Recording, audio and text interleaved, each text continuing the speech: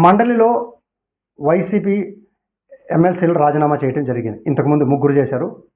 వాళ్ళు ఈరోజు మా రాజీనామాని ఆమోదించమనేసి చైర్మన్ గారిని అడిగారు. ఆయన స్పందన అటు నుంచి ఏమీ లేదు. కానీ వ్యక్తిగత ఇబ్బందుల వల్ల మేము చేయటం కూడా జరిగింది అని చెప్పారు. వ్యక్తిగత ఇబ్బందులు అనేసి మీరంటున్నారు. తెలుగుదేశం మీడియాలో ఆల్రెడీ వాళ్ళు అక్కడ రెసిగ్నేషన్ చేసి ఇక్కడికి వస్తున్నారనేసి వాళ్ళు రాస్తున్నారు. చూడండి, ఇక్కడ మీకు ఒకవేళ పార్టీ నచ్చకున్నా లేకుంటే పార్టీలో వ్యక్తులు నచ్చకున్నా ఆ రోజే కనుక మేము రాము, మాకు ఎమ్మెల్సీ వద్దని చెప్పొచ్చు. అవకాశం ఉన్నప్పుడు యూజ్ చేసుకుంటున్నారు, అవకాశం లేనప్పుడు వదిలేస్తున్నారు. ఇప్పుడు ఫర్ ఎగ్జాంపుల్ కళ్యాణ్ చక్రవర్తి తీసుకోండి. వాళ్ళ నాన్న బలదుర్గా ప్రసాద్ గారు చనిపోయారు, తిరుపతి ఎంపీ ఉన్నారు, చనిపోయారు. ఇతన్ని ఎమ్మెల్సీగా కూర్చోబెట్టారు.